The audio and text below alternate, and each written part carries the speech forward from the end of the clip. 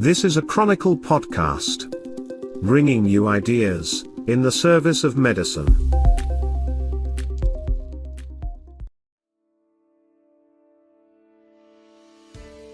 Greetings and welcome to Sheer Listening Pleasure with your host, me, Neil Sheer. I'm a recently retired academic dermatologist. Over my career, I have been inspired by my many colleagues and trainees who are dedicated to helping people with major life-altering skin conditions. Some people don't recognize dermatology as a real medical specialty. Oh, but is it ever? From the many stories of patients and providers, I hope we can inspire others. We will travel across Canada to delve into inspirational contributions to improve the quality of life of others. Very few specialties have as many diverse diseases as dermatology. So without any gory photos, just friendly chats, we will take you into a world behind the scenes, a world of caring, compassion, and inspiration. And of course, I want to give a very special shout out to our sponsors supporting the podcast from Amgen Canada. Thank you so much. We really appreciate it.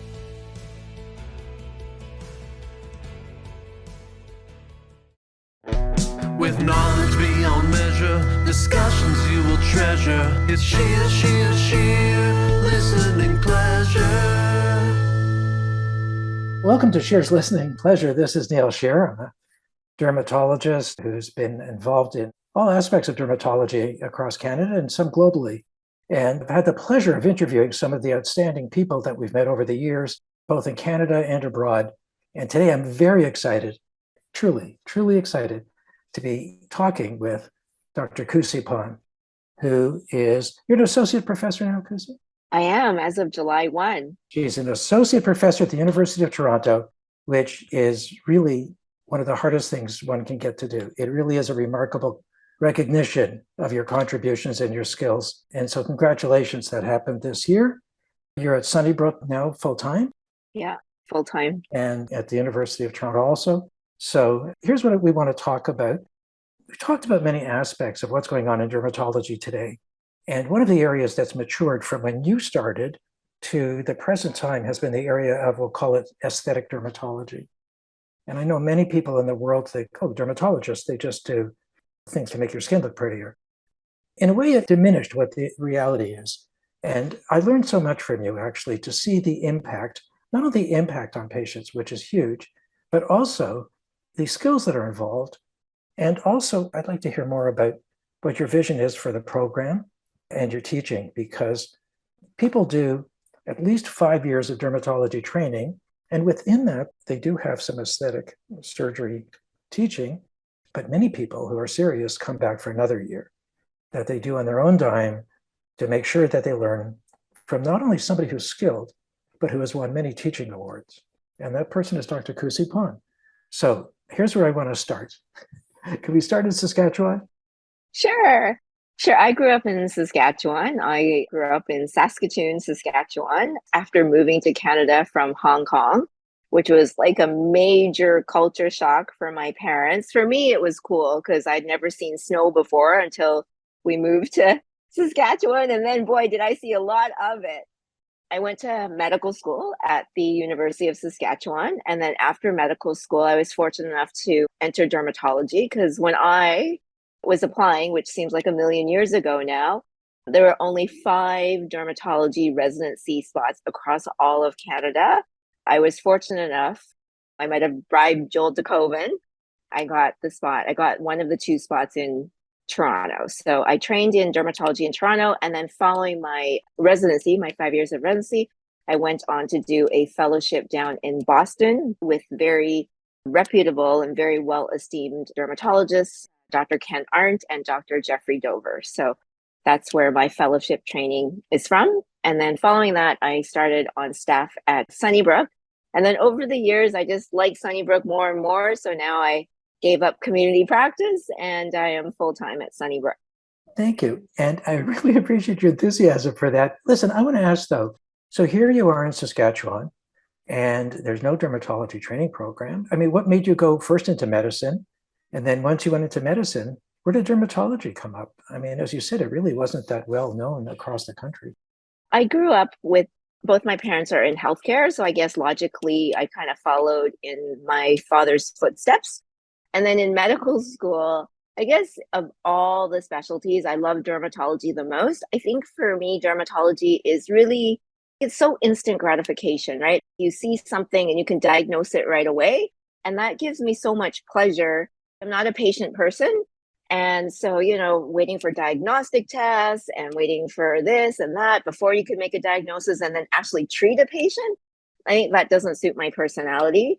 So I really liked being able to look at something and putting the pieces together like a detective and coming up with a diagnosis and then starting a patient on treatment and then bringing them back like a month or 2 or 3 later and really seeing the good or hopefully the good of what I've done. So the dermatology part, first of all, you had obviously an aptitude for that kind of thing. And I think remembering when you were going through cardiology and the cardiologist stopped me in the parking lot and said, "We've got this Kusi Pond working for us. She's the best resident we've ever had. And it was your first year, best resident we've ever had in." And I said, "No, she'd be terrible in cardiology. Don't."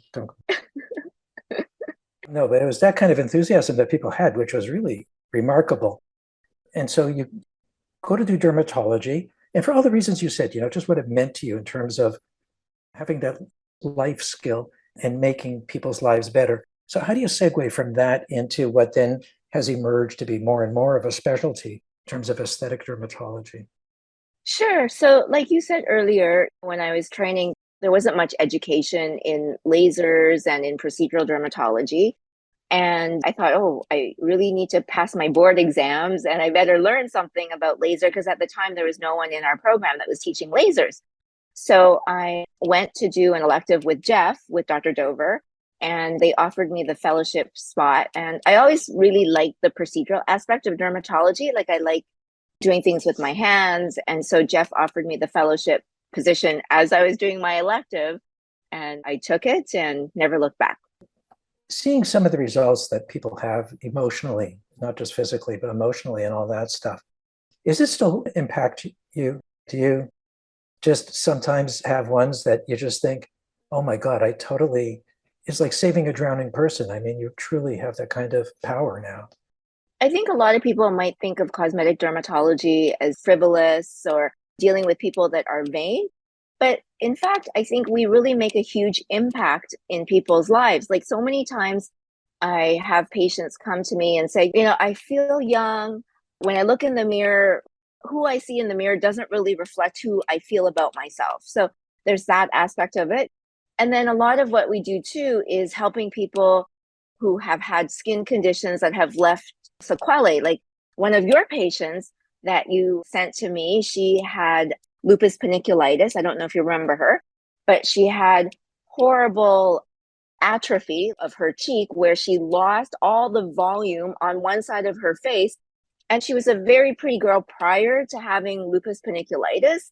I ended up treating her with injectable filler called poly-L-lactic acid, which is used to treat HIV lipoatrophy. That was what it was first indicated for.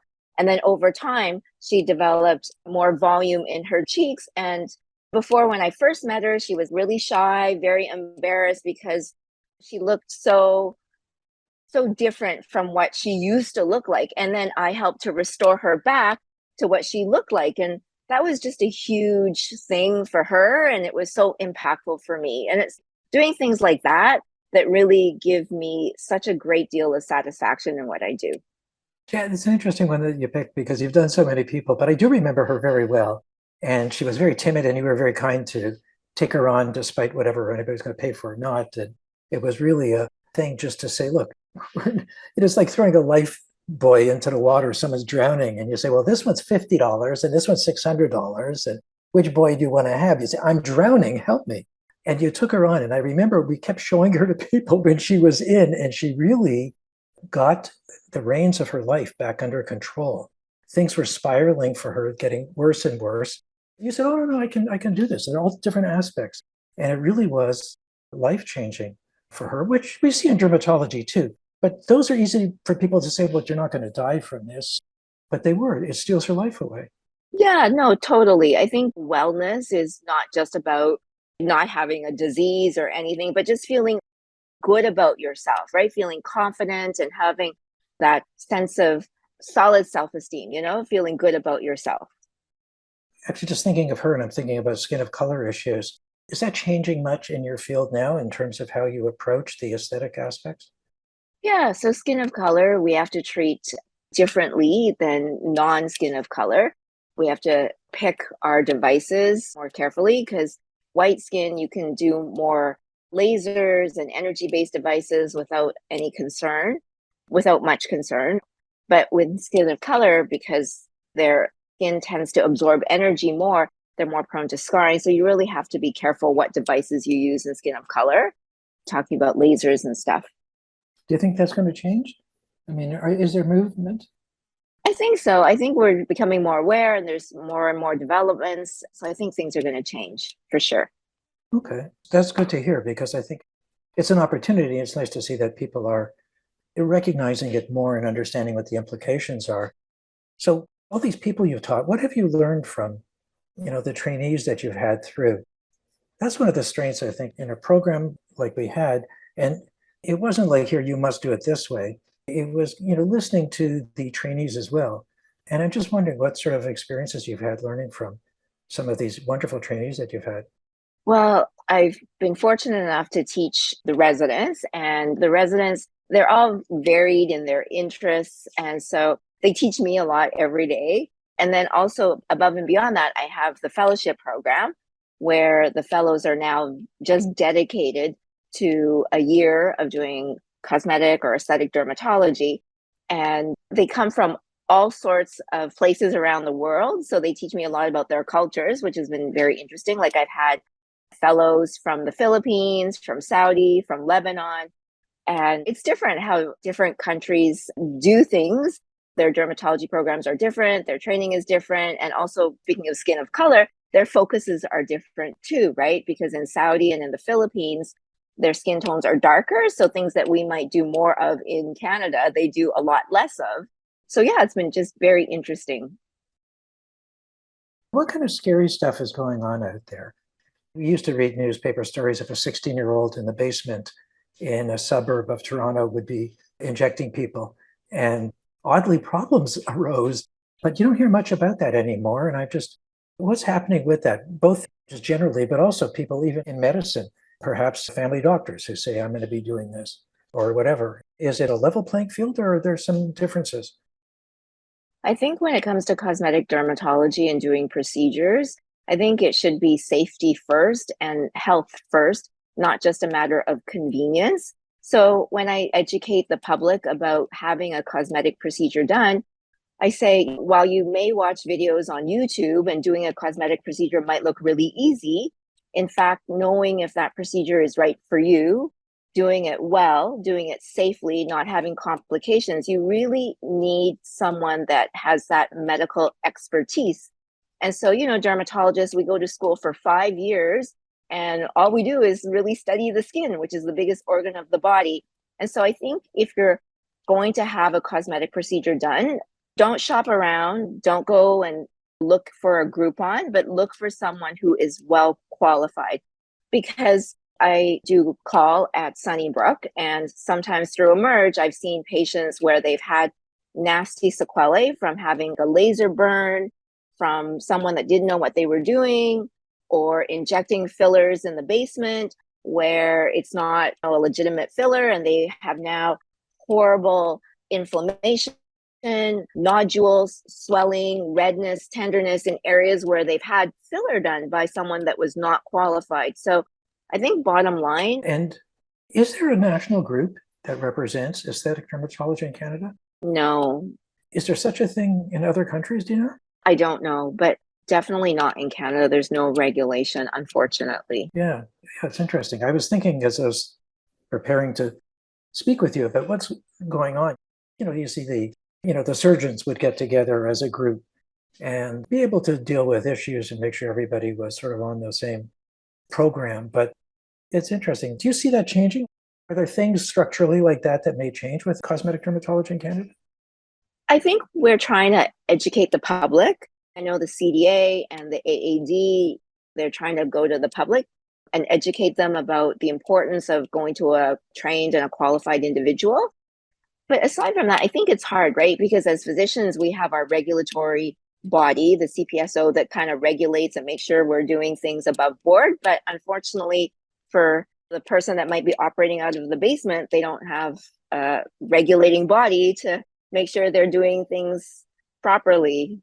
Right. I'd like to just ask a few little quick things that come to mind, but one is about influencers and all that stuff. During the era of the pandemic, I've watched way too much television. And there's always, to make a story look impressive, there's always some insane influencer who is part of that story. But what's going on in that part of the world? Oh, influencers. Well, I think it's a job that I didn't know existed when I was growing up. But my daughter, who's a teenager now, she's big into watching TikTok videos and Instagram and things like that. And so she knows all about the influencers. I'm doing a study with actually one of the residents looking at how much credible information about cosmetic procedures is out there actually on YouTube and platforms like that. Some of them are very, very well done by influencers. Some are not. So I think you really have to make sure whoever you follow, that they really do their research, right? And that they're giving good information. That's really hard. I mean, that's obviously an issue about anything on the internet, whether it's from politics or anything like that. And it's a bit scary. Well, I just want to thank you so much for doing this. And I'm very excited that we got to talk, but also about all the stuff you're still doing and your ongoing enthusiasm for all you're doing for your trainees and for your patients. And I think people just enjoy working with you just because you share that enthusiasm and you're doing it. They just walk away thinking, gee, I did a lot of great stuff today, which is fantastic. And so enjoy it. I will say, as somebody who gets retiring, enjoy it while you can, because I can see you doing this forever. I mean, it's just amazing. I do enjoy what I do. So that makes it a great thing going to work every day. Thank you so much. And thanks so much for your time and all you're doing. Thanks, Neil. If you enjoyed this episode of Sheer Listening Pleasure, please do share it with your friends and colleagues. On our next episode, Neil will chat with another guest from the world of dermatology. To subscribe, go to www.derm.city or find the SLP podcast at Apple iTunes, Google Podcasts, Amazon Music, Stitcher, Spotify, or, really, wherever you get your podcasts. The producer is Jeremy Visser. Research for this episode came from Cristela Tello Ruiz, John Evans, and Kylie Rebernick. Support for this podcast comes from Amgen Canada. Amgen Canada serves dermatology patients throughout Canada by delivering vital medicines to them. In addition, Amgen contributes to developing new therapies or new uses for existing medicines, in partnership with many of Canada's leading healthcare, academic, research, government, and patient organizations. Today, tens of thousands of Canadians use Amgen medicines every year. Learn more at www.amgen.ca. Send your comments to slp@chronicle.org. Until next time, be well.